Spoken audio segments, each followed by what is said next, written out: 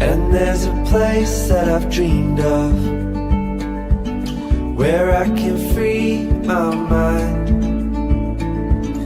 I hear the sounds of the season and lose all sense of time. Feels like we're in a dream, you know what I mean. Right there, Kent McIntosh.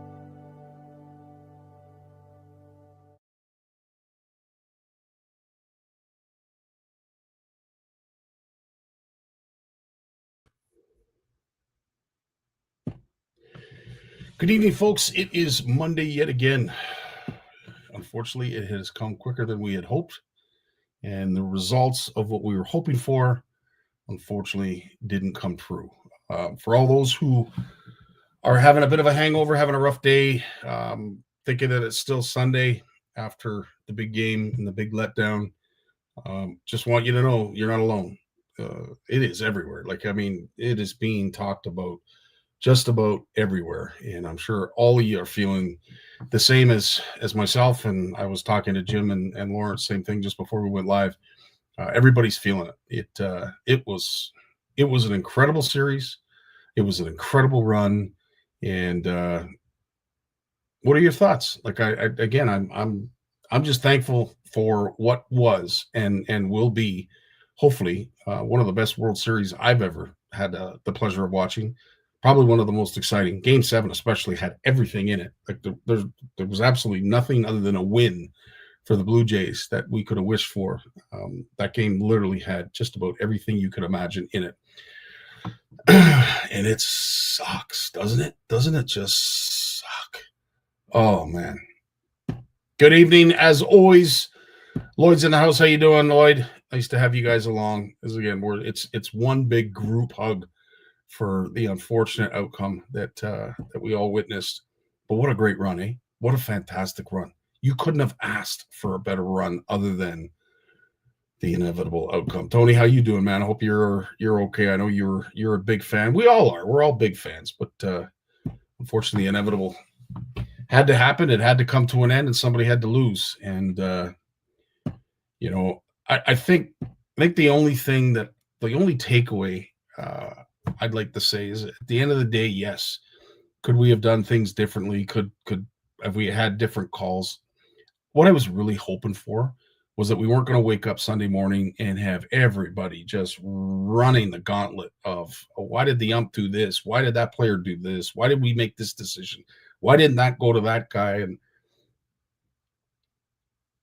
it started okay, and then unfortunately, it just unraveled. And that is unfortunately what the social media feeds have been inundated with, from what I've seen. But I've also loved some of the interviews that we have had repeated on social media with some of the players, like Ernie Clement.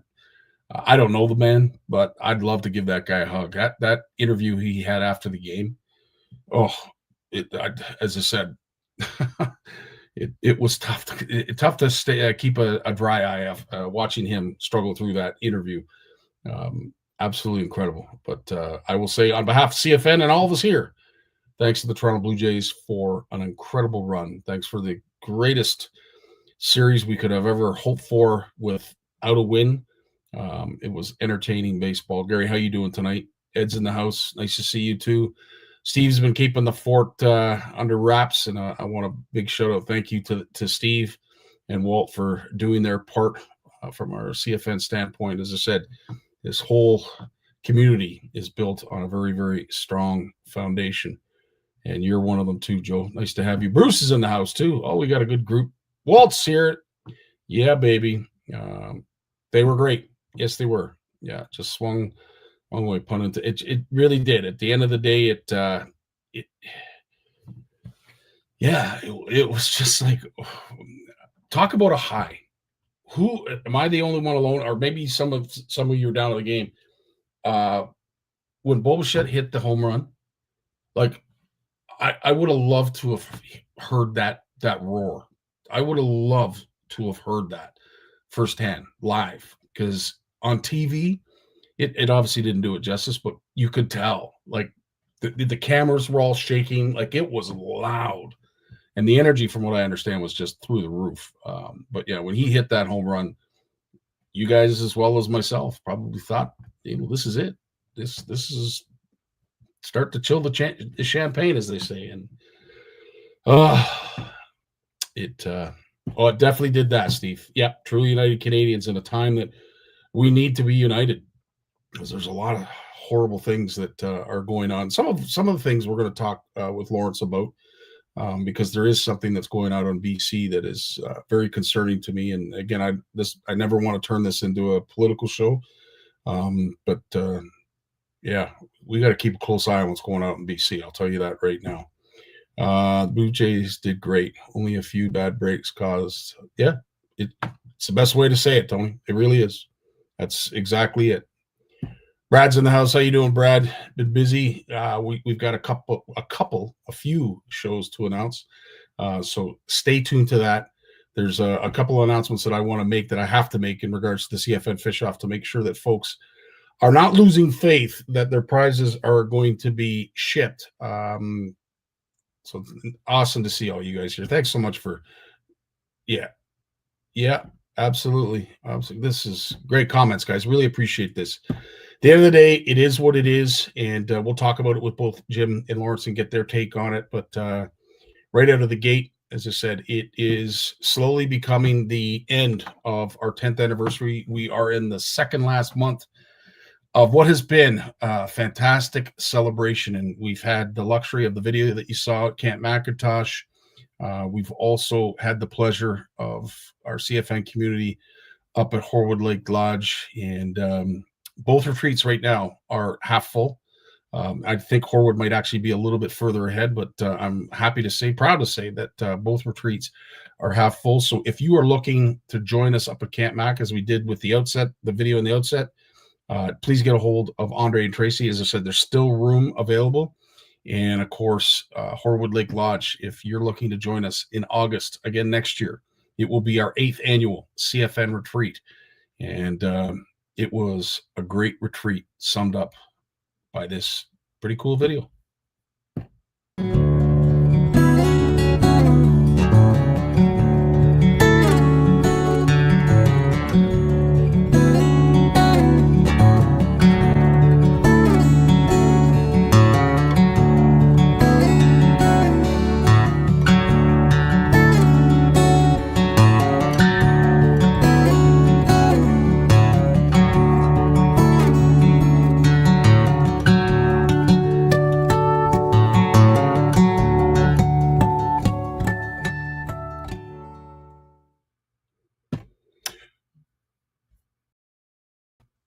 Hope to, anyway. We'd love to see you there. As I said, we will be putting some promos together for August and September for both Camp McIntosh and Horwood Lake Lodge. And as I said, we would love to see you there. Love to have you experience what our CFN community and some of our regulars have been enjoying for a number of years now. But I'd love to have you along. CFN Fish Off, as I said, we have some addresses that have been confirmed. We will be starting this week, starting to get some of the prizes out to you folks. I appreciate all of your patience. And of course, CFN Land has been extremely busy, but we will make sure that we get that out to you sooner than later. So yes, stay tuned. There's lots of prizes still to come. We do need to make an announcement in regards to the Made in Canada tackle shows. We have confirmed dates. Right now, Caledonia is filling up nicely. Our good buddy Brad, who's on the feed with us listening along, has done an incredible job getting all of this done and set up so folks can register themselves as vendors, as well as prepare and mark their dates on their calendar to make sure they're a part of it. But Caledonia is our first event. That's January 17th, 9 a.m. to 3 p.m. down at the Caledonia Fair Gardens. If you need any more information, or you are looking to become a vendor, or maybe you're already a vendor that has been at one of our shows and you're just looking, please go to CanadianTackleShows.ca and you can get yourself registered. Our second venue is going to be February 14th, and that is in Chatham. And we have a muskie division that's been set up there, or at least set aside. So folks that are in the muskie community, and maybe you can't make the trek to Cancast. This is just gives you an option in the West End. Not going to be a huge section by any means, but it'll be dedicated to that area and that muskie fishery. And hopefully we get to see a lot of muskie vendors out at this show. But again, February 14th, 9 a.m. to 3 p.m. at the John Bradley Center, right where we were last year. Instead of it being on Super Bowl weekend, it's the following weekend, which is Family Day weekend. So again, CanadianTackleShows.ca. Head on over there and get yourself registered. Right after that, we are going to be in Ottawa, February 19th to the 22nd. We're going to be there with our good buddy, Big Jim.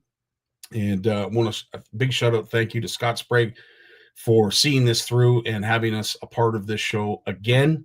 It is a show that's growing, and I know Jim's worked very hard to build it, and it continues to do so. So we're excited to be a part of that.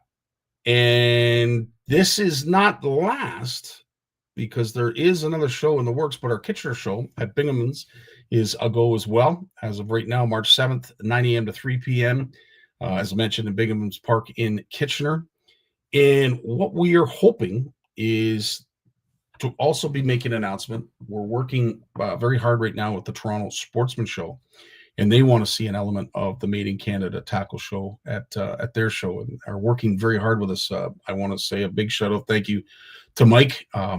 Brad and I had a meeting with him last week, and I can honestly say, guys, outside of the fact that it's a really cool show, he is a really cool show director. And literally, and Brad can attest to this, I sat back several times during our discussion where I basically just said, my Lord, this guy gets it. Like, he really gets it. Like, he's on board. Like Brad and I are on board. Like, our vendors are on board. Like, those who come to these shows and support it are on board. It was awesome to see. It was awesome to hear. And I mentioned it several times during our meeting. Like, holy crap. Like, it's like listening to the two of us talk. For such a big show, and the director of it, he's really in tune to what is needed in our community. So we're looking forward to that. A couple other things to talk about. I wanted to share, just in case folks didn't see this, and it is quite remarkable. This gem, and I'd love to meet the guy, because the effort that he puts in to hauling this fish in. Jesse Lance on the Missouri River. When you see a fish this big that he can't lift, like, I can't believe that swims in fresh water. It looks like a freaking shark. Massive fish. Just again, not in Canadian waters, but worthy of celebrating, because and this is the cool part. His number one goal was not to have a record, not to have a trophy, not to have his name in lights. He has fished that body of water ever since he was a kid with his grandfather, and he managed to put that fish back and perform catch and release. So shout out, congratulations to Jess for not only catching a whopper of a fish, but for having the ability to return it to where it came from. Really cool stuff. Well, as I said, lots of other things that I should mention, but let's get to the panel right away. We have both Jim and Lawrence tonight. So let's get to Jim first. Yeah, baby. When he was born, he tried to reel in the umbilical cord. Bass named him as their personal best.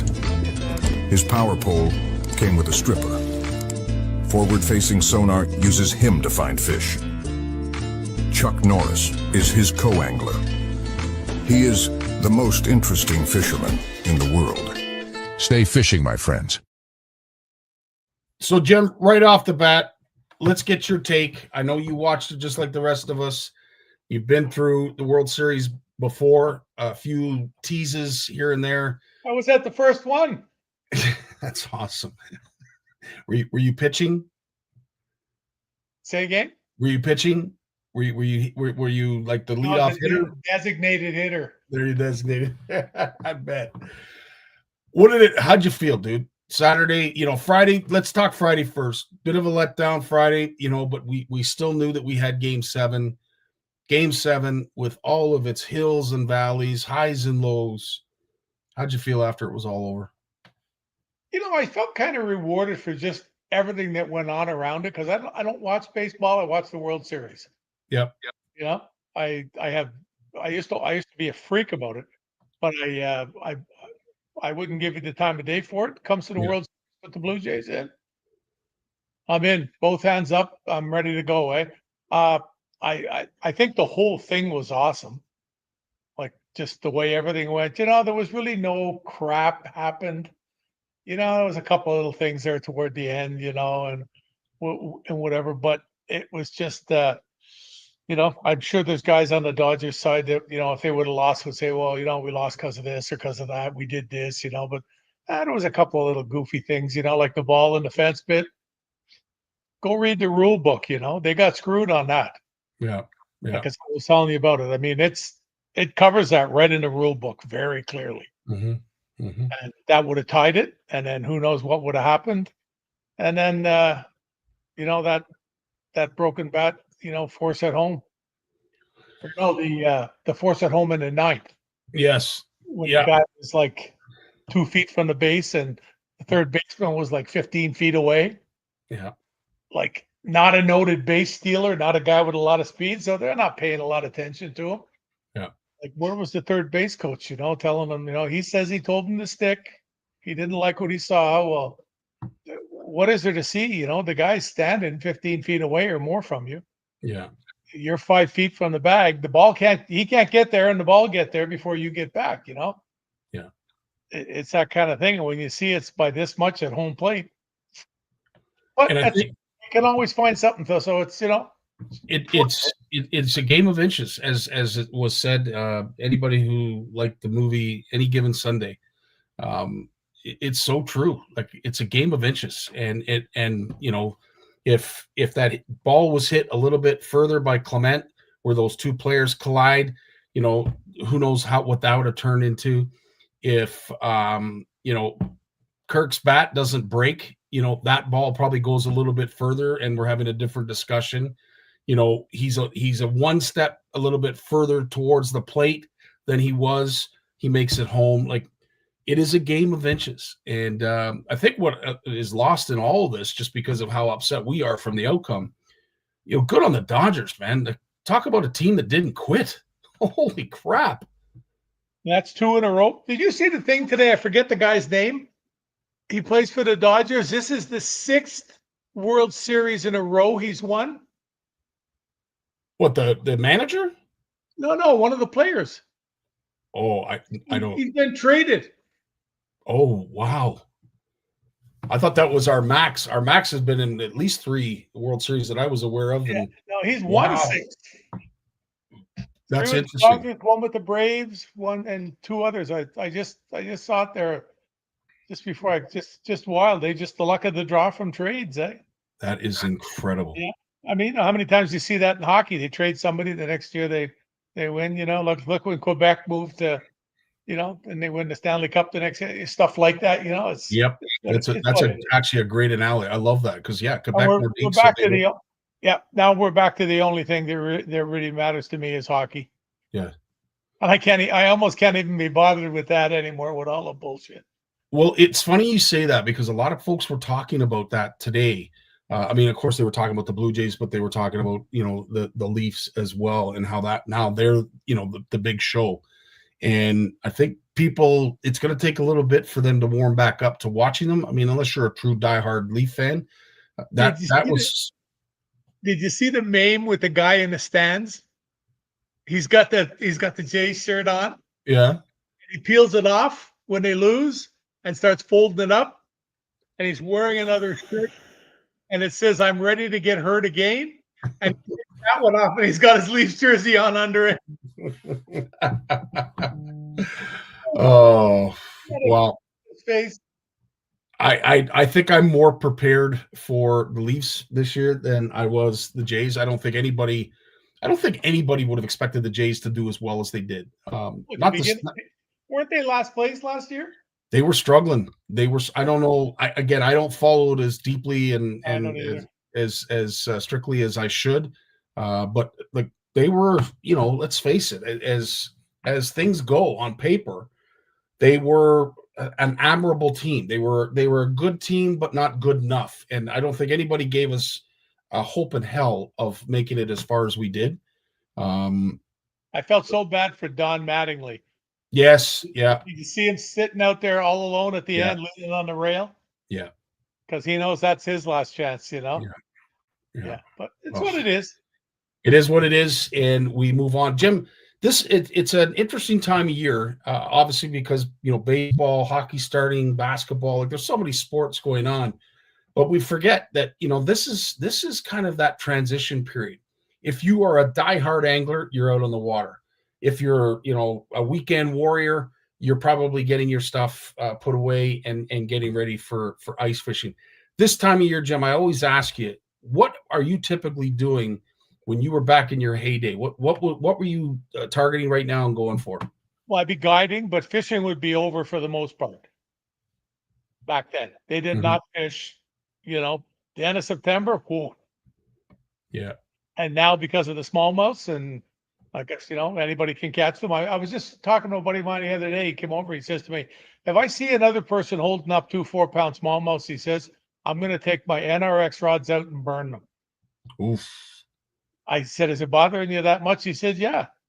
He said, "If Wow. people that didn't fish 2 years ago, and they're all out there fishing, they're just targeting smallmouths and thinking they're bass heroes, And I said, "Well, I'll leave that with you. Yeah. I have my feelings. Yeah. It's you don't have to. It's a lot easier now. It's a lot 100%. easier to catch good fish now than it was 25 years ago, and not just because of forward-facing sonar.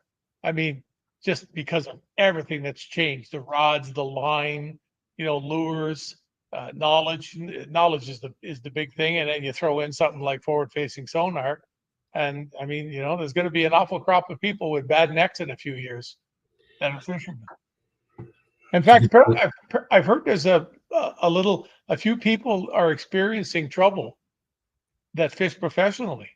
Oh, is that right? Yeah, from having their head down all the time. That's why you see them getting longer poles at the front, so they can hold it up a little bit more, right? And they can adjust it. They've got 2 or 3 places to put the screw through. The knob. Yeah. Well, did you see that screen that Garmin has come out with that literally, I think it's like 36 inches. It's so freaking big. It's not, but it's a huge screen. It just got unveiled. I don't know if it's going to production or already has hit production, but it's massive. So yeah, these things aren't getting any smaller, and it's going to be more interesting to This see how time of year, though, when I fished, Scotty, it would have been muskie and walleye. Yep. George, to your point, you're right. Yeah, it is. It has become a little bit of a sports podcast this morning, just to, at the end of the day, just talk about what happened and how we all went through it, and the fact that you were over in Germany. I don't know if you had the pleasure of seeing it, watching it, but as a fellow Torontonian, Ontarian, and Canadian, I'm sure you were rooting with the rest of us for the Blue Jays. But nice to have you back, George. Hey, when Jim? you were mentioning the when you were mentioning the Ottawa show, I've been talking to Scott about trying to get have a muskie day, like a muskie Saturday or something. Yeah. And get several people, other people to come speak. We're going to try to change it up a little bit this year. Get some new speakers, different speakers. We're going to get a couple more guys in to talk about fly fishing, because we got Dan there is going to help out with that, and just change it up a little bit. It's probably not good to keep things exactly the same every year. Like the kids' pond's the kids' pond. It's kids having a hoot. But to change the speakers up and just get some different things. I got a few things written down here. I'm going to talk to them again this week. We've changed the times. We're gonna make the seminars every hour on the hour for the time. So there'll be no when you get up there to talk, you'll have me standing behind you with the bat, telling you that you've got 35 minutes, because by the time you're done and you talk to people and get off the stage, the other person needs some courtesy to put their stuff out and get going. So, but we're gonna change things up a little bit. So I guess a couple of people had mentioned that the times for the seminars there was confusion Oh, because I thought it was posted, wasn't it? well, We it was always posted, and yeah. apparently 3:15 and 3 o'clock didn't ring a bell the same. You know, I have no idea, but anyways, we've kept the number of seminars the same, but we've made them one every hour because I used to try to have half hour, 45 minutes between them. Yeah, yeah. So we pushed them together. You know, not having them late in the day, not having them first thing in the morning, but just having one every hour for yay many hours. You know, And that makes so make sense. it a little bit. Yeah, it makes sense. I Yeah. think, and they're well attended. That's the other thing too that has to be mentioned. It doesn't really matter who's up there, if it's Greg or John Anderson. They're well attended, and there's a wealth of information that is shared, far more than what we are able to do each week Well, there's here. a lot of really good fishermen around Ottawa. Yes, yeah, Like, I mean, like for the size of the place, for the number of really good anglers, I yeah. think it's a much higher percentage around Ottawa than it is Toronto. Yeah, there's some comfort. Make sure to give Dave Chonger the hook. I'm putting you in, Steve. That's hilarious. So I was busy visiting bakeries, and that's interesting. Yes, something that is talked about here by a few people that would love to see us have a little bit more carp content. Jim, were you a big carp fisherman back in the day? I used to catch the odd ones in the Ottawa River when we were fishing. And I went through when Shimano tried to make them more popular. You know, we just talked about this a few weeks ago. You know, I mean, Shimano spent like a monumental amount of money trying to make carp fishing become big in Canada, and it just it just fizzled. You know, for Yeah. about a year, everybody was going carp fishing, and then so they're the fish. They're like the Rodney Dangerfield of the fish world. They get no respect. You know, except a few guys that are just die hard and into them, and they love them. But I've often told people, where else can you go fishing? And probably almost every time you go out, you can have a double-digit fish yanking on the end of your line from shore. You know, like some of the days I spent down in the St. Lawrence here with guys fishing down by, down toward Cornwall and that. Oh my Lord, we caught like 25, 30 fish, and a lot of them were like 25 pounds. Yeah. Like, In the fall, this time of transition, when water temperatures are starting to cool, is your presentation. Obviously, it's still a reactionary bite to a certain extent, but are you slowing your presentation down? What are you doing for differently sure. this time of year? Yeah. Yeah. Like I was talking about that guy I was telling you about I was talking to. He said to me today, he said he's on a little lake and the water on his lake is now was on the weekend was Saturday, I think it was. He said was 51 at the dock in the morning, which is it's getting down there. It's not as low as it usually is, but it's getting down there, Mhm. And he said to me, what would you be doing now? And I said, well, if I was to be out, I said that once it hits that, especially once it breaks the 50, then I'm probably fishing with a jig and nothing but. Yeah. And I'm fishing it a lot slower. I'm throwing it up toward deep water or toward shallow water, wherever I, think. When I say shallow, I don't mean the shoreline. Mhm. Just probably throwing it up into 6-8 feet of water for largemouths and sitting out 15 and fishing the jig down over whatever I want, because that's where they're in that still back and forth before they eventually stay. And Mhm. then, you got to realize where you caught the fish. And then if once you realize where they are, it's like anything else. It's just it's a question of time, but you got to fish slow. And I mean, the jig's the worst thing to cover water with, especially when you have to fish, really slow. Yeah. It's one thing to fish it slow in the summertime. It's another thing to fish it slow right now or a week or two from now. I mean, I used to fish till the end of November Mhm. for Mhm. largemouth. And a lot of times you'd bring the jig back. We're just using a flipping jig. We didn't have swim jigs yet. You don't need a swim jig to do it, but we'd throw it up into 8 feet of water where we were catching them a month ago, and you'd bring it out real slow, let it go to the bottom, shake it around, just let it sit there, or just swim it back the whole way as slow as you could. And as soon as you feel it touch something, you just turn the handle a bit faster to keep it up just off the bottom and off the stuff down there. Al Linder talks about this, and he always talks about swimming the jig back and just making it go thump, thump, thump, thump. Just giving it little teeny little pops just to keep it moving, eh?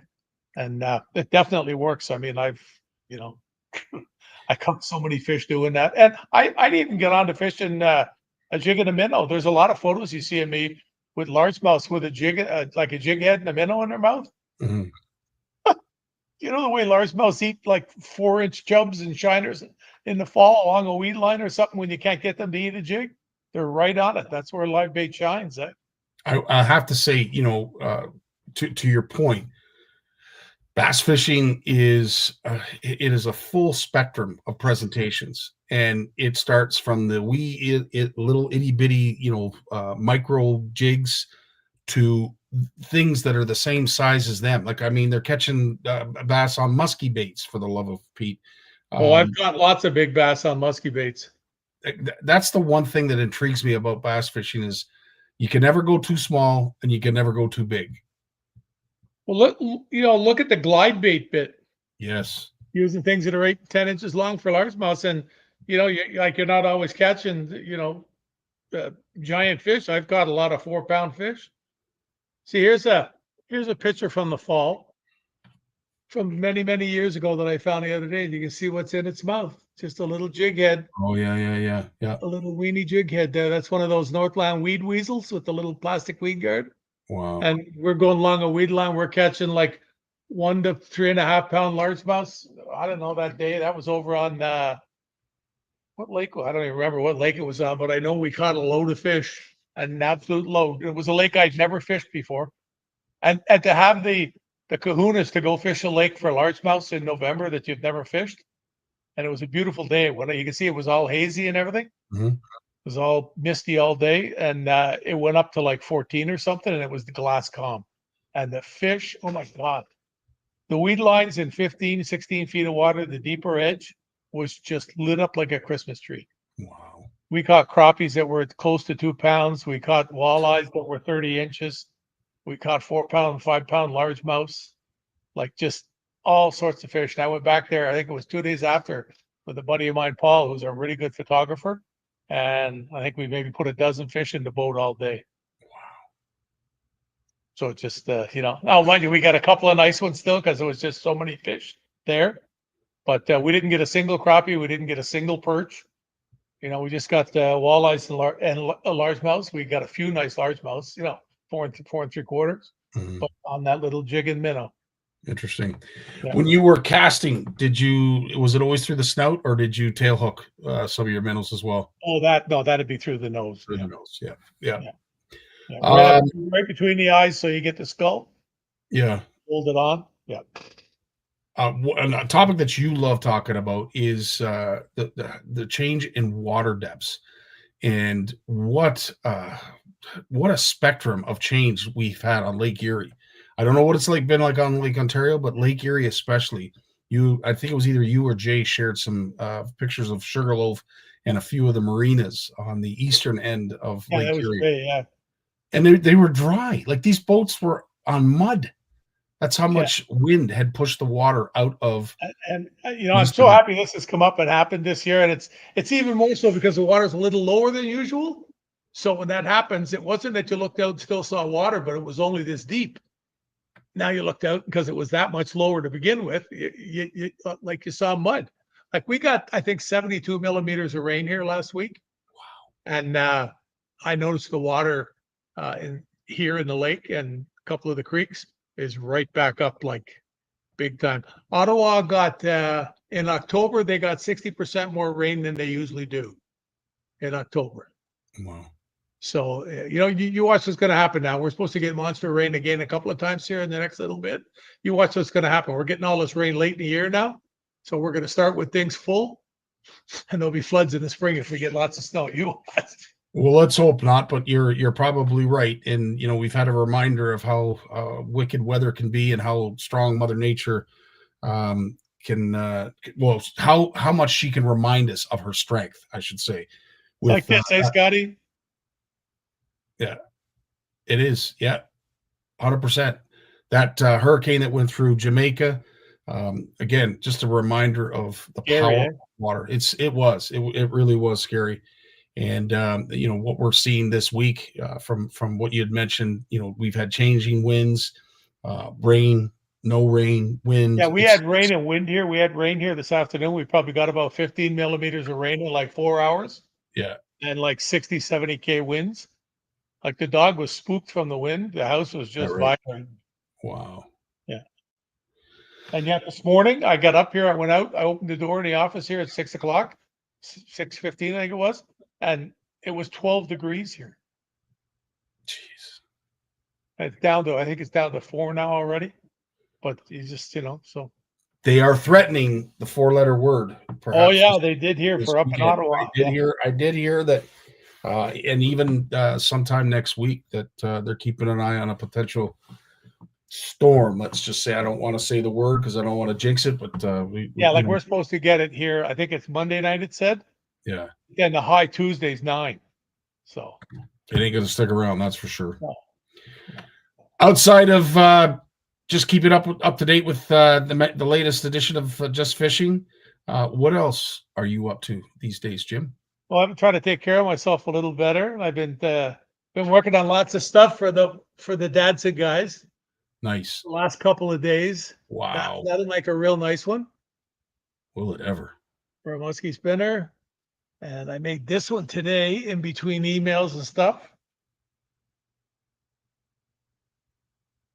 Wow. 2 pieces go together, so it makes really nice big layer. And then this one here really, really drew some attention from some of the musky guys because I posted a picture of it. It's this one here. Oh, yes. Yeah, Wicked colors. that's huge. So I'll And make a I few guess more of these. at this stage, they're ready for cowbells. They're ready for the hardware. Like, Yeah, they got the coil in the middle. They slide them on the wire and bend them up, and away they go. Yeah, I still got some sealing to do and stuff more on them, but yeah. how long does it take you to put something like that together, Jim? Well, in between everything else I did today, I made 2. I made the white one and the brown and red one. I made 2. I probably got, I don't know, if I went right at it, I probably got, I don't know, 90 minutes in the 2 pieces. Wow. So it is time consuming. Yeah, a little more. And I've tapped in with Bosselman now from Dadson, and I started getting. I'm gonna play around like the way the tinsel comes for the baits is it comes like this, eh? Wow. It's in great big skeins, eh? And that's why I've started. I don't make a tinsel, but you can see that one has some pieces cut off from the side there. See, it's shorter. Mhm. I've added some onto a couple of the baits. That's when I got it, because you can get some real nice colors. That's kind of cool. I like it. But yeah, we're doing that, and I'm just cleaning things up. I was purging. I went to the dump twice in the last week. Still getting rid of lots of stuff. And then Tammy started sending me a bunch of pictures of little houses again. Okay. So I don't know. I told her all she has to do is put the key in and turn, and we're gone. Well, yeah. At that time, it will be a tough decision, and I don't envy it. But She sent me this thing in this little house. It's like a teeny little house. It's over here on Highway 29, mhm. and it's like 285 grand. And I said to her, if we sold this one and bought that one, do you realize how mental I could go for the last 5 or 6 years of my life? No kidding. She says to me, aren't you going to live for more than 5 or 6 more years of your life? I said, if I had $750,000 to spend, probably not. Once again, Yeah. it's tough living with me at times. Amen. Okay, well, I'll take your word for it on that. I do have to ask. A couple days back, it was Halloween, and there was a rumor going around. I had to answer a few questions. Were you really giving out reels on Halloween? Oh, I gave out about 20, but it was a trick because the boxes were empty. I was gonna say. I said I don't know. Jim's very giving, but the handout. Yeah, I had a great big cardboard box. I took all the empty reel boxes, full reel boxes, whatever, right? I had them all out there. I took a picture. I didn't have them actually out there. It gets so wild here with the kids and the dog freaks when they're Yeah. constantly opening and closing the door. So we turned the lights on out front. We put a chair out and put out a whole bunch of stuff. And the kids, I was in the office here and I could see the vehicles. It was nonstop. It was not what it was last year, but the stuff was all gone.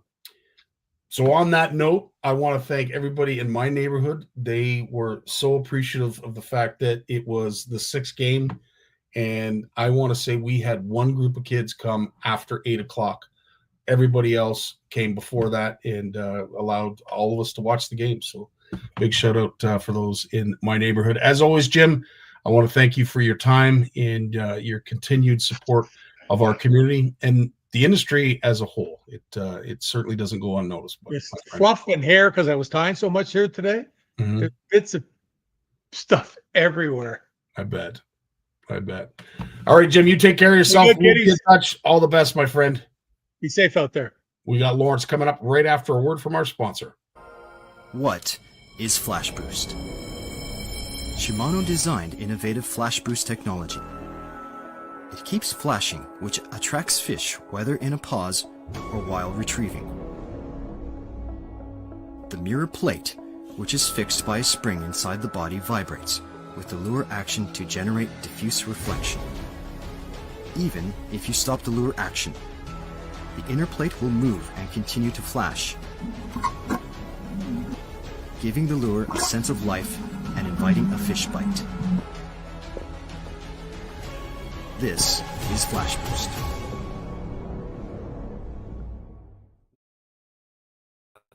And this is our good buddy Lawrence Gunther.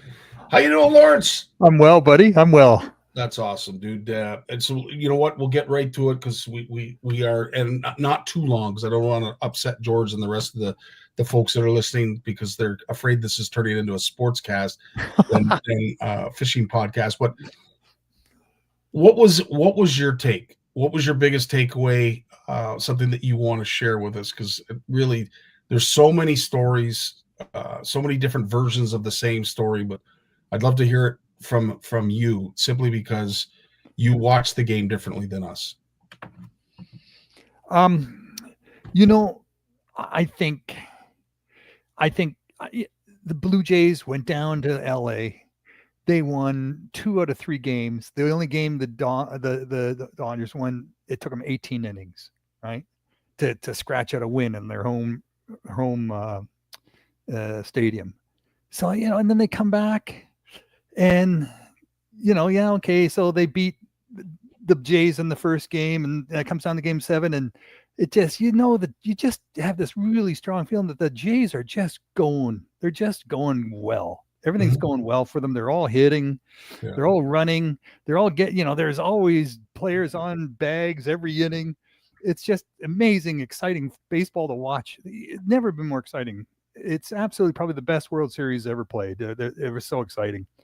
And but I haven't been around forever, but I would have to agree with you on that. Yeah, and then but the Dodgers won it fair and square. I mean, all these little calls and the Dodgers making these little decisions and getting all their first-ranked pitchers out there and sending out their defensive players and they're making adjustments. Everyone's making adjustments. And it just, it comes down to just little tiny things that tips the balance back and forth. Oh my God. I was cheering. I was crying. I was cheering. Oh yeah. And it was a kaleidoscope of emotions. There's no doubt about it. Oh. But I have to say, the Dodgers had to play their best baseball to beat us. And, we set records along the way. I mean, Ernie Clement should be MVP of the playoffs, in my opinion, for the number of hits that guy got. Like, I don't think there was too many times that he swung and never got on base. The guy was a record. He set a new record, right? He said it for the most runners, the most hits in off-season play. He had the most hits, over 30 hits, 31 hits. He set a record. Incredible stuff. So as I said, for all of us who are at the last stages, I hope, of mourning. They were talking about it this morning on breakfast television, how one of the therapists came up and said, if this goes into like a week-long mourning of the loss, you might want to talk to somebody. And I'm not trying to be funny by any means, but some folks are more invested than others. Some truly just see it as a sport and appreciate it for what it is. And then there's some people that have been waiting 32 years for this to happen. Yeah. And you couldn't come any closer. You just could not come any closer to winning a World Series than the Jays did. So again, look, last time I listened to the World Series when the Blue Jays were playing, and years ago, the color commentary people on, they tell you, they announce every pitch, right? Mhm. They pitch by pitch. Now you watch it and then they just talk. And you're just talking, and I'm thinking, oh, they're not calling the pitches. So I'm trying to listen, and where was that? Where was that? But then I realized, they'll mention it when it's important, and otherwise, just sit back and relax and enjoy the chatter, and when things get excited, they get in there and they start describing it and giving the commentary. But otherwise, they're just watching like everybody else, and I enjoyed it. I got to enjoy that of just sitting back and enjoying the game that way without getting into counting every little pitch and tallying everything up all the time. It was a new way of experiencing baseball for me, is not to be so obsessive with the numbers. And I liked it. I did. I enjoyed that for sure. I thought it was a classy. My last comment, Scotty, I said, you know what? Win or lose, I said they better hold the parade for the Blue Jays, and I would have been happy if they had a parade through Toronto. Well, it's still being talked about. I don't know if it's actually going to happen, but I saw it on a few news channels that there was talk about it. As I said, I think everybody could use a little bit more Blue Jay time just to say thanks and show appreciation, because the players. They deserve it. They deserve a big thank you. I agree. They do. And as I said, they certainly entertained us. They kept us on the edge of our seat, and they kept us from it was a distraction from everything that's going on everywhere else. And I know that is unfortunately what we're going to start talking about. Now, I will say this. Let's start on a good news story. It was just recently mentioned that there is going to be an influx of money that's going to come into Lake Erie via some upgrades. Ontario is investing over $10 million to modernize and expand our Wheatley and Port Dover fisheries management facilities. Lake Erie is one of the world's largest freshwater commercial fisheries, contributing $200 million to Ontario's economy every year. This investment will protect jobs and build stronger fisheries. I'd be interested to see exactly what is going on, unless maybe you have some insight on that. Well, they're going to teach the commercial fishers that they're not catching yellow pickerel; they're catching walleye. That's you argue with these people. It's walleye. Well, it says no, these are yellow pickerel, sir. It was in our newsletter, the definition of it, how they got to be called yellow pickerel in the first place, and why that persists. But yeah, they got to clean up the terminology. I mean, if we're going to fall in love with these fish and really make them an icon and really celebrate them like they should be, and make them part of our diet and celebrate them in cafeterias and restaurants along the shore, everywhere, we got to start calling them by the right name. Now, what was interesting is I don't believe that there's any commercial fishing on the American side. Is that correct? No, there is. There is? Okay. Yeah. It seemed like the majority of commercial fishing is on the Canadian side, but I'm glad you cleared that out, because I wasn't sure. I was in the understanding that there's actually more commercial fishing out of the American side. Well, there you go. Yeah. There you go. So yeah, big influx of money there. And of course, with that, we hope that news like this that was shared in Wired to Fish, why do so many anglers quit fishing? And it was a very interesting article. It's an interesting read, so I invite you guys to go over. But basically, the American Sport Fishing Association put together a report that said less than half of all licensed anglers renew their fishing license each year. That's terrifying. Now, there's a list of reasons why, but that's unbelievable. Yeah. it's been for the 20 years, right? The boomer generation is getting older. If you look at statistics from Statistics Canada, 40% of men over 65 in Canada have disabilities, and it's hearing, back issues, hips, and knees. And in it, okay, hearing, who cares? You don't need that to fish. But if you're in a boat and you're carrying gear and you're climbing in and out of boats, up and down and off those trailers, you're trying to climb up a trailer into a boat, just getting into a boat, you're on boats that are moving around, you're on boats that have crooked floors because everything's a little bit crooked and tilted. That's hell on hips. That's hell on backs. Yeah. So I've been giving feedback to the industry for a long time on this. And I said, look, you want people to buy their forever boat, their last boat. You got to make sure that you start thinking about ergonomics and start talking about, good hand grips and good steps, generous steps to get in and out, level floors, supportive seating. That's what people want. That's what people want. Absolutely. And the lodges that offer door-to-door service, door-to-dock service with the golf carts, they have their population coming back year after year. If you can walk out of your cabin in the morning and someone's there taking your tackle box, putting it in the golf car, you get in the golf car and they take you down to the dock, put your tackle box in the boat, you walk on a nice solid dock that's not tipping and teetering, and you get into a boat with a comfortable seat and level floor, you're going to come back next year. But if you don't have that, and you have back issues and hip issues and knee issues, you're at some point you just say, oh man, that's just the pain. I'm not enjoying it. No, it's a great point. And they did cite that as an issue. They also said that because of understanding how to fish, where to fish, what to use with fishing, that it's too exhausting. And the unfortunate thing is you will spend far more time learning fishing than you will actually being successful at it. I don't necessarily agree with that. I think if you're taught by the right people and guided by the right people, I hate to hear that's the excuse, or at least that's the reason. I don't want to say excuse necessarily, but the fact that they find it difficult. Well, we saw that with COVID, right? Like we saw the numbers go up 21% during COVID. Yeah. And they dropped off again like 7-8% over the next couple of years into 2024. Well, it's dropped off even more, and we're going to get to that shortly. But interesting. I'd love this comment from Kevin.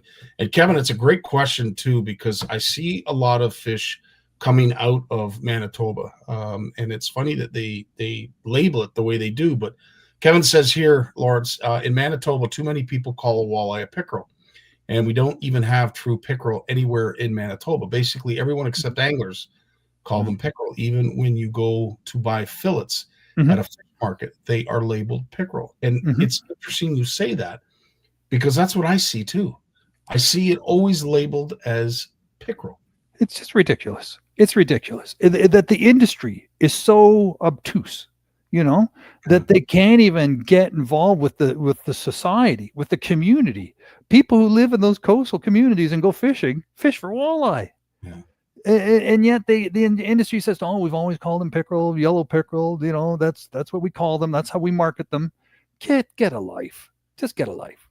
Well, it doesn't make it any easier to for our work that we try to do to educate anglers. That seems to lead, that's a step backwards when it comes to fish identification and just understanding what fish it is that you're targeting, because you will likely target a chain pickerel a little bit different than you would a walleye or yellow pickerel for that matter. So yeah, great point, Kevin. Thanks so much. And again, congratulations on that big slob bite that we shared today on our page. Now let's get into some of the nitty gritty. And unfortunately, as I said, this is a difficult topic to talk about because we try not to involve too much of the political realm, but for the lack of, pardon my language, and for the lack of saying it in a better way, what in the hell is going on out in BC? They say politics in BC is a religion. They fervently believe in their politics, and that extends right through to their fishing, right? And you see that.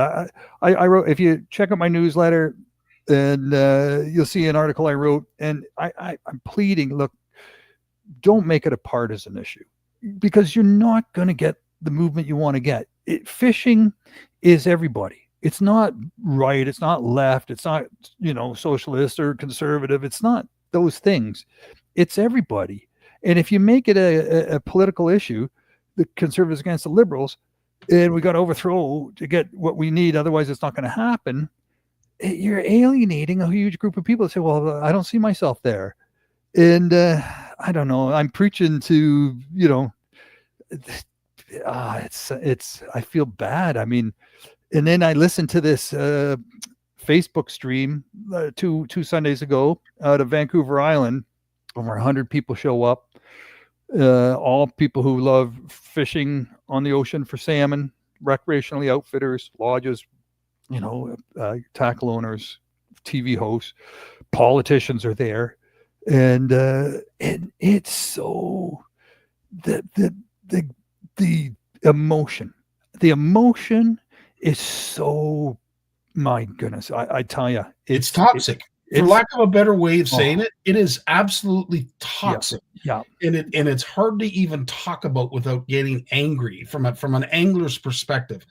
I don't know what it is about BC waters and the West Coast, but recreational anglers seem to be, at the bullseye of every dartboard that's out there. We constantly have to give up this. We constantly have to give up that for the sake of the orca, for the sake of the commercial fishery, for the sake of the future of the fishery. It's always us that take it on the nose out in that province. Mm-hmm. And I have to ask, without it being somewhat rhetorical, because I already know what the answer is, why? Why do we let this happen? It's an easy score for politicians. You've got a lot of environmentalists on the West Coast who are pushing, this whole narrative of the orcas need to be saved. This is like the last living northern rhinoceros, right? In Africa, last living white northern rhinoceros. It was down to 2 females and a male, and they're surrounded by guards with guns 24 hours a day. And then the male dies, and there's only 2 females left. But they take the sperm out of the male, they freeze that. Now they're trying to figure out how to bring them back. We're going to get there. There's going to be 3 orcas left, and we'll have shut everything down. We'll surround them with people with guns. And if anyone dare come close with a fishing rod, you're going to hell. You're going to hell. That's where we're heading. The feelings on the environmental side and the promoting these orcas as a sort of the bellwether of climate change, the representation of all things going wrong. It's not accurate. They're not talking science in any way, shape, or form. The numbers have dropped, but there's lots of science that's been done that shows why.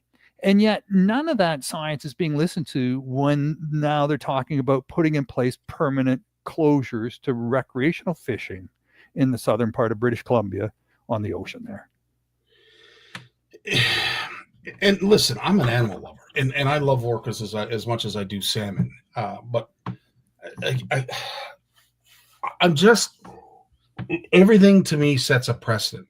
And as soon as you start taking stuff away, it's not often that you see it come back. I don't want to be that guy, but it's especially out there.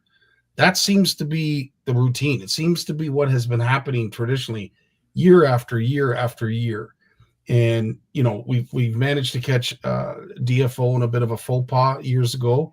It seems like, we're starting to get the science wrong again, because of course we're listening to the commercial side of things, and we're not looking at the recreational investment that goes on out there and what it means to the economy.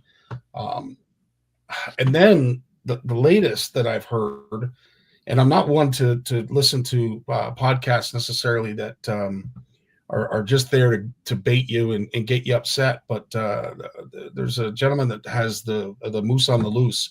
And lately I've been listening to him. And what is really concerning to me is what's in the courts right now with the reclamation of land. And man, we're going down a slippery slope out there. Like I don't know. It's just like a dumpster fire out in BC. And Well, we've seen a bunch of incidents of that, and on the West Coast where you're talking about Richmond, and this is a court ruling that says that land that's been held in title by individuals, you own your piece of land, that now that's being questioned, and that says, well, no, in fact, you don't own that. It belongs to this First Nations community. We've never seen that before, where a court is actually threatened individual property rights, and it's sending a shudder across Canada, because where does that go, right? So that's got to be figured out. Then we had an earlier sign of that too this year, and a provincial park just north of Vancouver, that where they said, okay, the park needs to arrest. We had 200,000 visitors last year. We need to give it a rest this year in 2025. So the park announced that they would close it in April, just allowed only for the First Nations communities to come, and for a month, and then 2 months in the fall, in September, October, they would close it and just allow First Nations communities to come, because the park needed a rest, because it was overly utilized by visitors, other visitors, non-Indigenous visitors. And people got into an uproar, and they said, what's that all about? Does it need a rest, or does it not need a rest? Like, what's going on here? And just mixed messages. And then you look what's going on all up through the northern part of Vancouver Island, and they're stringing together all these Indigenous conserved and protected areas and marine conservation areas, and they're creating a really contiguous part of the ocean and the coastline. And when Parks Canada works with Indigenous communities and the province, and not coastal communities, not non-Indigenous communities, because the federal government has no jurisdiction for that. And when they decide, okay, let's create these marine conservation areas here, and they said, will it include fishing? Check, yes, fishing will need to be managed differently somehow.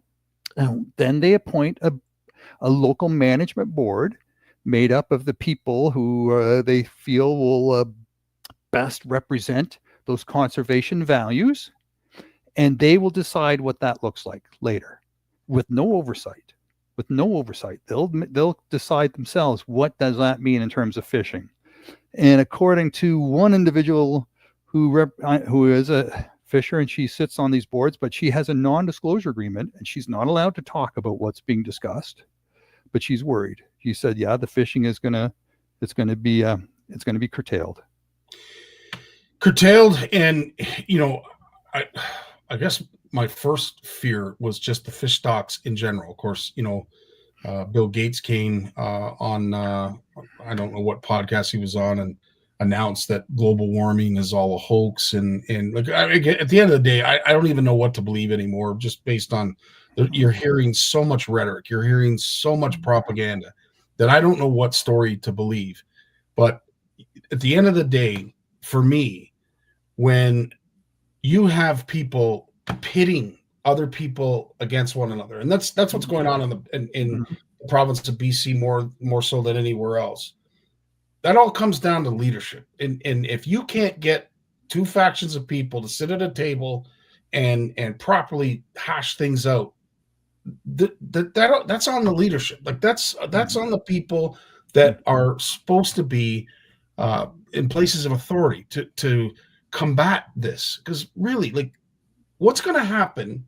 And I don't mean to pit. I mean, let's just say the players that are involved. Someone shows up at your house and says, you know what, you don't own that anymore. Like, how do you think that's going to go down? Or, you know what, I know you've been fishing these waters for years, but now that we've reclaimed this area, you're a lot longer allowed to be here. How do you think that's going to end up? Mm-hmm. Like, mm-hmm. You're just pitting people against one another. And at the end of the day, whether you're a commercial fisherman, recreational angler, you just want to enjoy the water. You want to be able to make a living. But it just seems out there the recreational anglers take it on the chin every single time. And I'm not one to get upset about politics, but I'm getting kind of sick of listening to these poor recreational anglers constantly having to forego and forfeit their recreational angling. It's just wrong. The thing is, the angling community is not becoming bipartisan, right, on these issues. They're becoming partisan. They're making a political partisan issue, an election issue, and they're taking sides. And unfortunately, that's dividing the recreational community. It's like, all people from all different types of political parties go fishing. Why would you want to cut out a big chunk of the fishing community by making it a partisan issue? Yeah. And then by doing so, you have a government that says, you know what, we'll never get those people to support us. They're never going to vote for us anyways. So you know what, we can win a couple scores here. We can show the environmentalists that we care. And it's an easy thing because we're just going to piss off this handful of hardcore, partisan angling. And we're going to score one for reconciliation because we're going to turn it over to First Nations community. And we're going to get some budget cuts because now we don't have to look after it anymore. It's not our problem. We don't have to send conservation officers in there. We don't have to do the science. We don't have to do the oversight and the management. It's not our problem anymore. We can cut staff, cut budgets, and walk away and say, look, reconciliation, land back movement, indigenous led, conserved and protected, 30 by 2030, all of those sort of environmental goals. And it looks like a big success in the media that they've done all these great things. And who suffers? It's the recreational anglers because they voted for the wrong party. And that's the way they're looking at it. It should not come down to partisan politics. I'm sorry, but I guess that's how it works on the West Coast. I've never lived there. I've been there a bunch of times and I read about it. I talk to people. I have friends there, but it's still, I don't understand how you can just become so partisan. Works. I would use that term loosely because it's definitely not working. It is a battle that unfortunately is as you mentioned, it's getting warmer and warmer. This could potentially get extremely ugly, and I'm concerned about that because we're doing nothing to really stop it. And somebody will say, well, Scott, what's got you so upset? Well, it would upset me if someone came onto my land that I've paid for and I'm still paying for, and someone says, no, it's not yours anymore, it's mine. Now, some would argue, well, yeah, but isn't that what your forefathers and our folks did back in the day? Well, you know what? Yeah, and maybe they did, maybe they didn't. I don't know, because how many generations ago was that? Like, at the end of the day, we understood that it was wrong then. So why are we doing it now? Haven't we learned from our mistakes? Let's sit down and discuss it so that we can have a cooperative effort that is reasonable. Because right now, it's not reasonable. There's nothing reasonable about what's going on out there. Well, First Nations communities, we have more. The fishing community has more in common with First Nations communities than environmentalists. Environmentalists, many of them don't believe in eating things, that, they're vegans for a lot of them, and First Nations community people are not vegans. They harvest. They hunt and fish and they harvest. Mm-hmm. We hunt and fish. Everyone who hunts goes fishing. Not everyone who fishes hunts, but everyone who hunts fishes. Mm-hmm. And there's all sorts of opportunities for like-minded people to get together and say, hey, how can we do this in share information to make sure we're doing it in a conservation type minded way, not, setting up barricades like you see in Manitoba around the moose hunt up there now. Let's not put barricades up. Let's work together. Let's be allies and let's protect this resource. So it's going to be around for all, they talk about First Nation people 7 generations. We talk about our grandchildren too. And we share many of the same values. And the environmentalists, they think, well, we're going to get this First Nation community on side and they'll protest the pipeline going through. They'll protest mine site development. They'll protest, any sort of economic investment. And because the First Nation community, First Nation community said, yeah, we'll let you argue our case, and then we'll get a better deal in the end. Because you need to get us on side to get this pipeline through. You're going to get us. You're going to need to get us to sign on. Well, let the environmentalists put up a good fight on our behalf, make us look like we're not going to do it. and then you'll have to pay more, and then we'll do it. And you see this over and over again, right? I mean, they're very skilled negotiators. Very skilled negotiators. Well, they've been doing it for a number of years, and, Yeah. and you know, and as I said, like, I mean, you know, I'm not suggesting for a second that we didn't get it wrong at some point. I think Mike Howard's comment and question is bang on. It's like, at the end of the day, who gave one group ownership of land? No one. We were all born on this planet, and we all have rights to land and resources. I mean, it's a great point that you make, but unfortunately, through the years, we have established property. We have established ownership.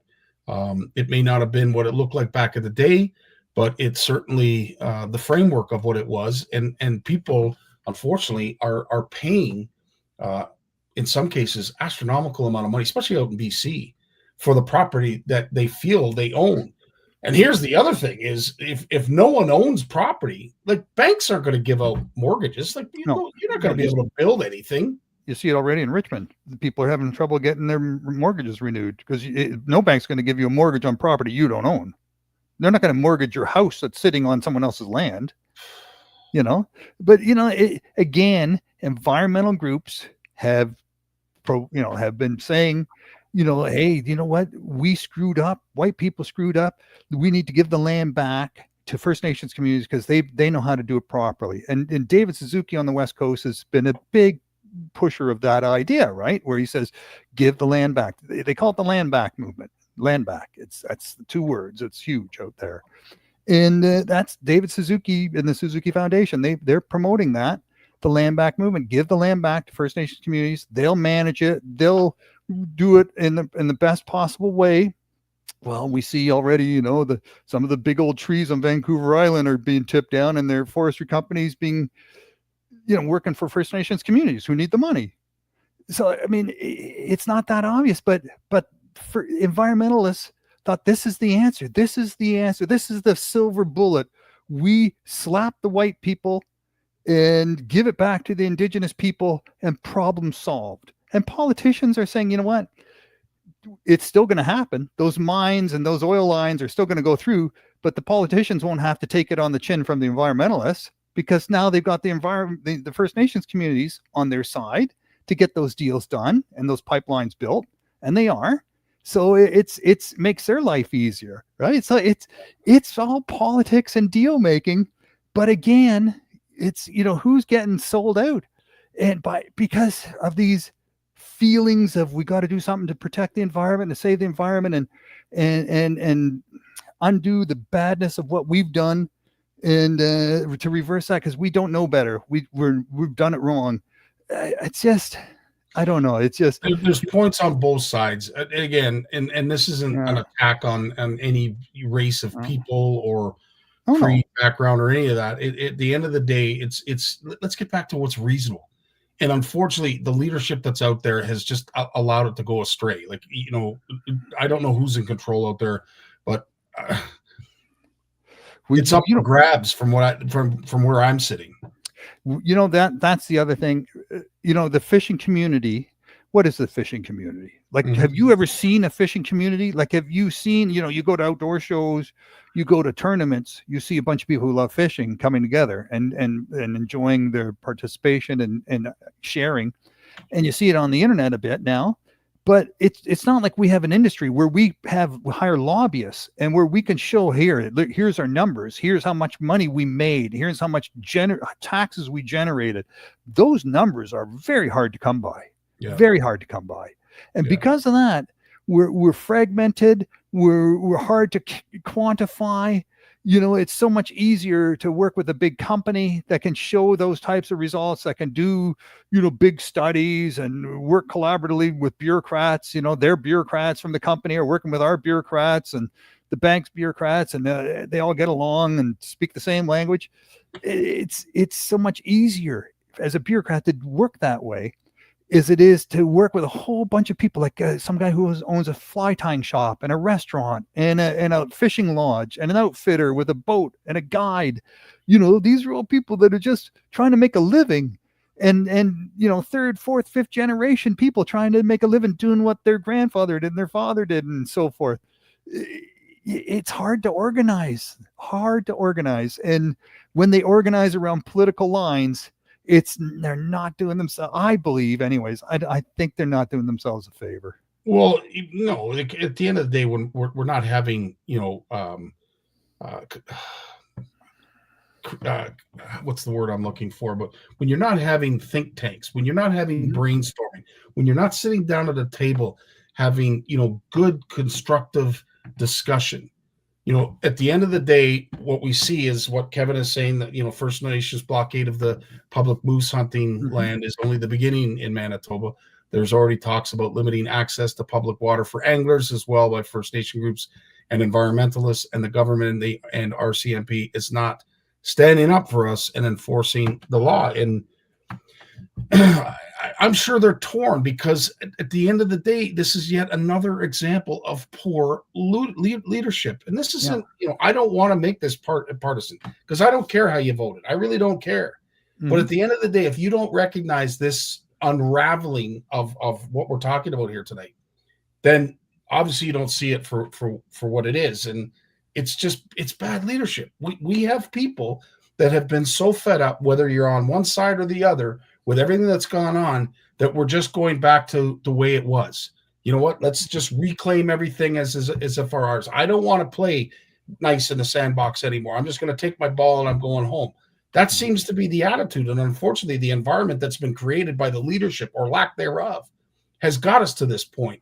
So, I challenge our premiers, our prime minister, our opposition, and anybody that has the ability to change what's going on right now, to step up and do something. Because if you don't, this is going to get extremely, extremely ugly. And environmental groups also have to step up and say, hey, look, stop making these emotional battles to win your agendas of canceling fishing, canceling hunting. You got to stop doing that, and convincing First Nation communities that you guys can take it back. We'll let you hunt because it's your traditional past. We can tolerate that, but will we?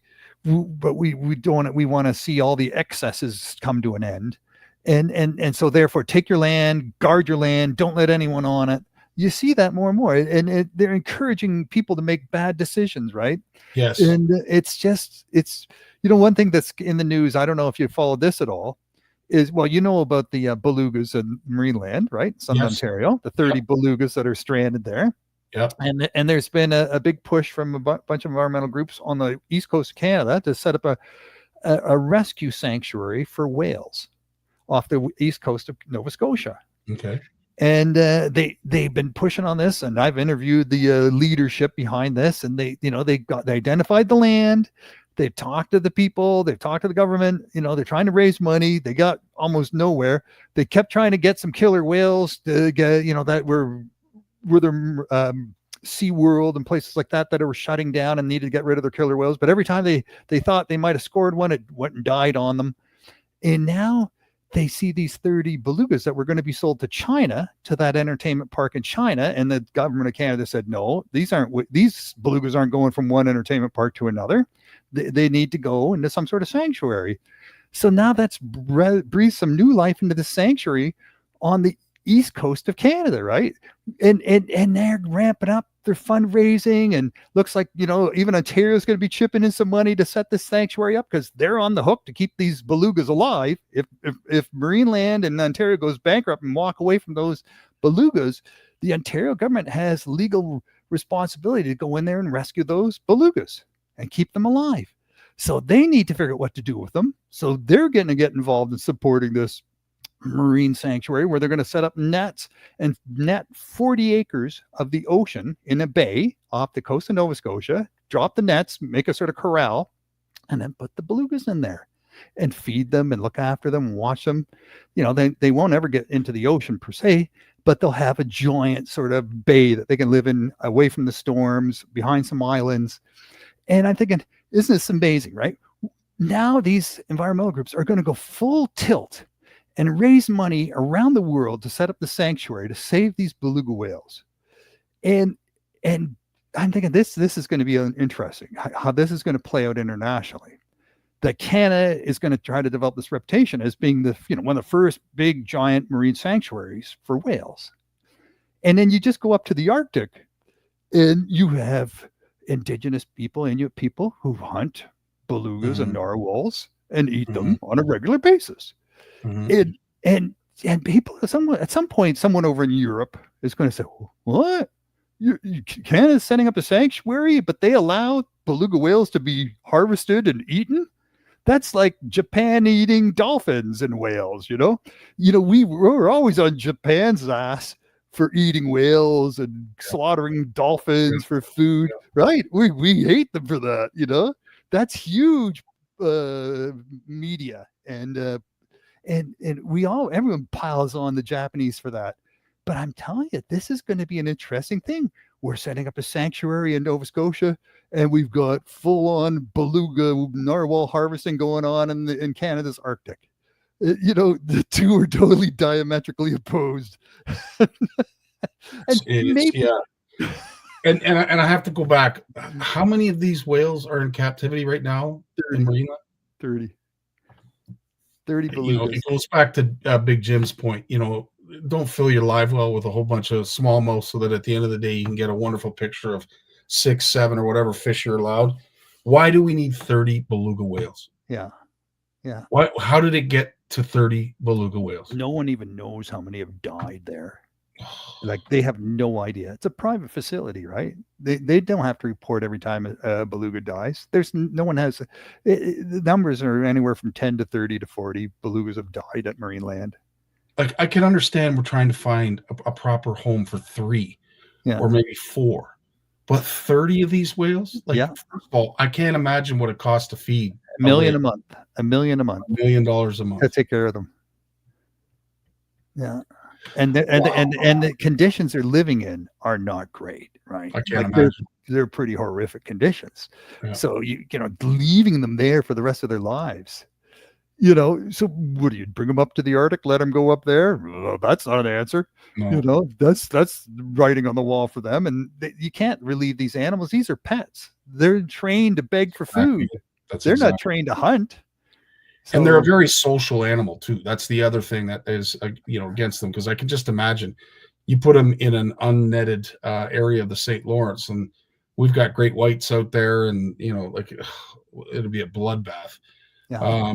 Kevin's got an interesting point to make. The Manitoba Wildlife Federation is lobbying the government on behalf of anglers and hunters and having public forums that I have participated in. Cool, Kev. Sounds pretty hopeless, though, hearing from them where it is all headed. And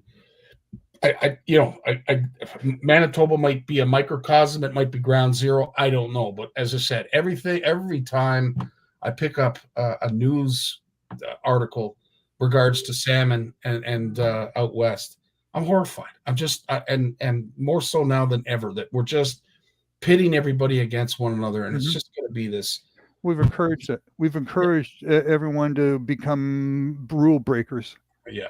And there's just, even out by where we have our exploration center up in the Quebec, there's a boat launch that people use in the area. It's a road that goes down to a sort of a sandy beach where local people who have cabins in the area put their boats in and take them out. And an indigenous person here, a person who claims to be indigenous here living in the Ottawa area, has been doing this now for different parts around the area, where he goes in, stakes out a piece of land, says this is now indigenous land, and he builds a cabin, and then he hands off the keys to some indigenous person and says, here you go. And he took over the boat launch. And people are saying, why are you taking our boat launch? That's everyone's boat launch. That's the public boat launch. Like, you take any piece of land. There's lots and lots of land. Take anything you want. Don't take our boat launch. Like, you think the Quebec government's wading in to clear that one up? They know this guy. They know this guy's he's a lawyer. He claims to be indigenous, and he's doing this because he's on a giant friggin' power trip, right? And he's got people who support him. He's got all sorts of people who support him. Yeah, go. Yeah, reconciliation. Yeah, it's about time. But why the boat launch? Yeah. Well, we could talk about this all night, Lawrence, but I'll wrap that up because we have certainly gone past the half hour. Anything else that you wanted to mention before we leave? Before I get persecuted for this conversation. Well, no, and I want to say, on that note, at the end of the day, I really appreciate all the comments that were made. At the end of the day, guys, you understand what CFN's all about. We're not here to pit people against one another. We're here to find common ground. We're here to find the common sense of what I grew up with. Like I don't know what the heck's going on now, and it's so confusing. It's so troubling. And it just seems like we're doing our very best to pit people against one another. And I hate it. And to say to people, you can't say that. Yes. You can't say that. You're not allowed to say that. We have the right to talk and to exchange our ideas and opinions and views and to be passionate about our values. Right. Like I heard a presentation at the River Institute Symposium, this St. Lawrence River Institute for Environmental Science. This is their 32nd year of having the symposium. Normally, it's just a bunch of scientists presenting papers. And they've been working with this young Indigenous gentleman who's working on his PhD, and he's writing a paper on a new way of economics for Indigenous communities. And it was pointed out to him, you know what? There's a way of making the hydro dam on the St. Lawrence River eel friendly, because 99% of the American eels in the Great Lakes have been wiped out. Because when the females, when they hit 20 years of age, they swim down the river, they go back in the Atlantic Ocean, and they spawn and they die. And when they swim down, they swim through the turbines and get shot out the other end of the turbine at 100 kilometers an hour, and 55% of them are destroyed. And there's a new turbine technology that's just as efficient. It's fish friendly. And we're saying, okay, well, you got to, it's time to replace your turbines. Why aren't you putting in these fish friendly turbines? So this Indigenous person is stepping up and saying, you know what, we got to get engaged with this. So there's good things happening. There's communications and conversations happening, and there's lots of good things. But if people like this young Indigenous man, if he didn't decide, hey, I'm going to put my name on this, I'm going to make it, I'm going to take on Ontario Power Generation and say, you should do this, because the same dam on the American side, they share the dam. They're going to do it. Yeah. They're going to do it. So, why isn't Ontario going to do it? I know they told me, they looked into it and they said, oh, they're only 80% efficient. But that was 10 years ago. The technology has evolved. So, sometimes I'm sure right now it's probably about money. I'm sure the root of it right now that it's not being done is money. Yeah. But how much are we talking? I don't know. How much are we talking to save a species? And it's a no-brainer, but I don't know. I don't know the economics, but I hate this company. I interviewed the engineers who are designing these fish-friendly turbines. They've got them in turbines in a bunch of different hydro plants throughout the United States. They work, and companies, these private sector hydro companies in the U.S. are buying them. Yeah. So they must be cost efficient. Anyways, we gotta feel a little bit passionate about what we believe in. We do. We gotta feel passionate, and we can't be told, "Hey, don't be passionate." No, be passionate. Just be respectful. If a sports team can bring and unite an entire country, yeah, it's obviously not that hard to do. And I don't mean to take anything away from what the Blue Jays accomplished and what they've managed to do for our country, but it obviously can't be that hard to do if a team can bring an entire country together. So we got to figure this out. We really got to figure this out. And obviously, discussions like this are healthy. It gets people thinking outside of the box, outside of the partisanship, because it's not pitting one party against one another, one leader against one another. This is a room full of people from all different backgrounds, and everybody is trying to lay claim as their own. This is mine. This is mine. This is mine. Mm-hmm. And unfortunately, we all know, that kind of behavior, it didn't work when we were kids. We were told and scolded by our parents, and it shouldn't be working now. But unfortunately, because of the leadership that we have and the guidance that we just haven't had in the last years, it's just, I don't know. It's got us to this point. And I'm hoping we can find some common ground because we need to get back to the common sense before this really starts to unravel. But Yeah. Lawrence, as always, dude, I want to thank you so much for your time, and of course your thought and foresight in regards to some of the problems that are facing not only our industry and our fishing community, but our country as a whole. So keep up the great work, bud. Yeah, you too, man. A pleasure working with you always. As always, you take care, Lawrence. Have a wonderful week, my friend. Thanks, man. And that is our show. And again, it's an interesting way to end it. I hope everybody appreciated that conversation, that dialogue, because it's not easy to have it these days. As Lawrence said, you know, in a lot of cases we're told that we can't say certain stuff and we have to be very careful. I think we were tonight. I really appreciated some of the comments and some of the opinions that were shared. At the end of the day, we're all different. We all come from different backgrounds, but I don't know, that shouldn't determine us. It shouldn't be something that polarizes us. It should bring us together. And as I said, I hate to be one to use a cliche, but if the Jays can do it, anybody can do it. Simple as that.